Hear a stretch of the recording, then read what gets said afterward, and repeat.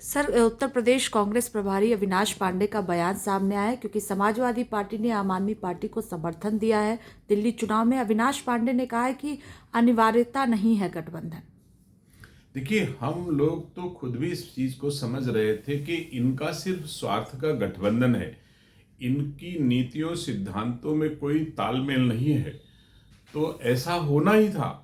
और ये अपने स्वार्थ के लिए गठबंधन करते हैं। जब इनकी आवश्यकता समाप्त हो जाती है तो गठबंधन टूट जाते हैं और फिर आपस में लड़ते हैं। ये देश की जनता भली भांति देख रही है कि जैसे हम तो रायबरेली के हैं और रायबरेली में समाजवादी पार्टी और कांग्रेस का गठबंधन लोकसभा में हो जाता है और फिर विधानसभा में आपस में लड़ते हैं।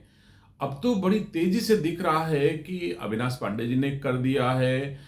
और दिल्ली के चुनाव में भी मैं देख रहा हूं कि जितने लोग हैं, ममता बनर्जी जी, राष्ट्रीय जनता दल है, चाहे समाजवादी पार्टी हो, सब कांग्रेस को हराने में जुटी हुई है, कांग्रेस के खिलाफ कर रही है। तो मैं नहीं समझता कि इनका गठबंधन कोई देश हित में है, जनहित में है। इनका गठबंधन सिर्फ स्वार्थ का है और मैं समझता हूं ये अब चलने वाला किसी दशा में नहीं है। ना उत्तर प्रदेश में चलेगा और ना ही कहीं देश में चलेगा। सर, उत्तर प्रदेश में उपचुनाव 9 सीटों पर अभी हुआ था, उसमें भी कांग्रेस पार्टी को एक भी सीट नहीं दी गई थी। ये भी इंटरव्यू में जिक्र किया गया है। अविनाश पांडे ने कई इंटरव्यू दिया, उसमें जिक्र किया गया है। आपको लगता है कि अब समाजवादी पार्टी और कांग्रेस पार्टी का गठबंधन जो है वो विधानसभा चुनाव से पहले ही टूट जाएगा? बिल्कुल टूट जाएगा। ये प्रेशर पॉलिटिक्स है स्वाति जी।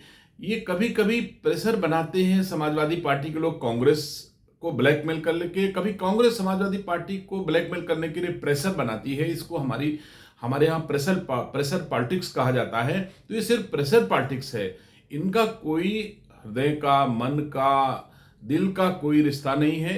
ये एक दूसरे को इसी तरह ब्लैकमेल करके और अपना उल्लू सीधा करते हैं।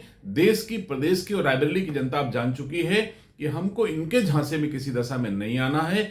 अब केवल भारतीय जनता पार्टी, मोदी जी, योगी जी वही देश को अच्छी दिशा दे सकते हैं, कामयाबी की बुलंदियों तक पहुंचा सकते हैं।